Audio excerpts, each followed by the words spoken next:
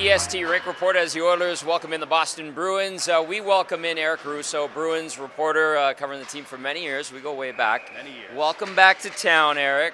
Listen, this Bruins team rolling again this year. Give us the synopsis of this group, which lost a lot of key guys in the offseason. Yeah, for sure. I mean, it's been another great year. I don't know how many people on the outside really expected that, but this team has had that culture for so long that Brad Marchand now carries on, and I think that's really the big piece of this to think about, is that Brad Marchand for years had Zdeno Chara, Patrice Bergeron, Mark Recchi, all those guys, and he wants to carry that legacy forward. He doesn't want to disappoint those guys now that they're gone. He wants to make sure that the Bruins tradition is moved forward, and he's done a great job with that this year and this team. And I think that's a big reason for the success that they've been able to have despite the losses of Bergeron and Krejci in particular. Marchand, Pasternak, people here appreciate Louis DeBrusk's son Jake, obviously, and then a couple of really good goaltenders, some solid D, but who are some of the other guys that maybe people in Edmonton wouldn't know about actually contributing, helping this team have the success that it's having? Yeah, there's been a lot of those unsung heroes. In Boston, we have the 7th Player Award, and there's a lot of candidates this year for that. Okay. You have Trent Frederick, you have Morgan Geekie, who came in this year as a new player. James Van Riemsdyk, who's been around for many years, has had a great year.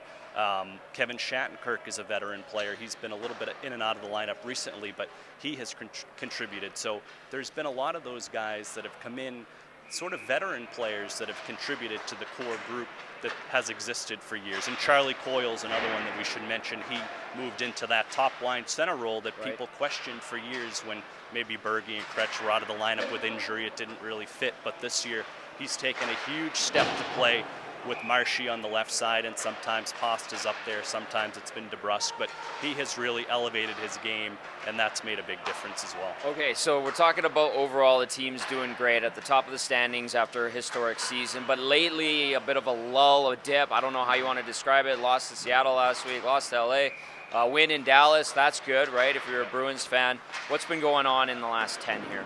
Well, it's interesting, right? I think a little dip like this over a couple of weeks is normal for most teams, but at the rate that the Bruins won last year and to start this year, it's kind of like, whoa, what's going on? But, I mean, there's a couple different things that have happened, particularly special teams hasn't been as good, so when the power play's not clicking, the penalty kill's not clicking, those are things that can elevate you at different times throughout the year, and they haven't really. So you're kind of seeing that bring the Bruins back down a little bit, but it's also the grind of the season, right? And every team that's playing the Bruins is coming in knowing they're playing one of the top 2 or 3 teams in the league, and they're elevating their game, which the Bruins have to adjust to. And that's a difficult thing to do when teams are desperate at this time of the year for playoff spots. They're on the ice behind us right now. I know you took a quick peek before we started the Rink Report, but what do you anticipate lineup-wise? Is it too soon to tell? Is there some smoke and mirrors that, we used to see smoke and mirrors here in Edmonton, but what are you anticipating tonight, Eric? Yeah, we'll see. I mean, Hampus Lindholm got hurt in the last game, so we'll see if he's in there tonight. We don't see him out here right now. So that's really the big question mark on the back end.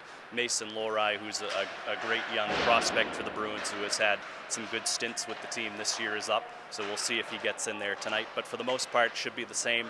Up front, there's been a couple of new guys in the bottom 6 for the Bruins over the last couple of days. Justin Brazeau was signed from Providence. He had been on an AHL deal, came up, made his NHL debut against Dallas on Monday, scored a goal. Nice. So we should expect to see him back in there tonight.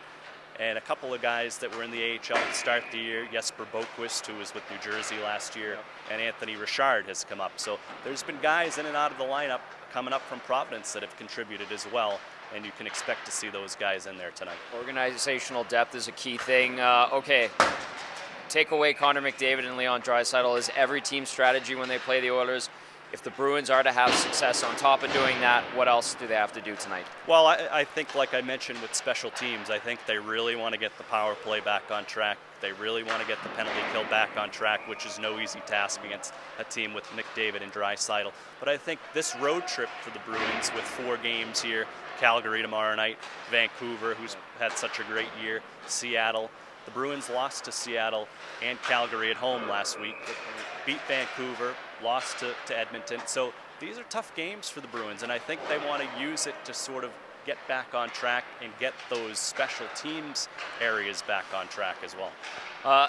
Eric, always great stuff. Welcome back, pal. Thanks for doing this. Yeah, always good to be with you. Thanks for having me. That is the EST Rink Report. Oilers and Bruins, we're on the air 6:30 p.m. Live on location at Hudson's West Edmonton Mall.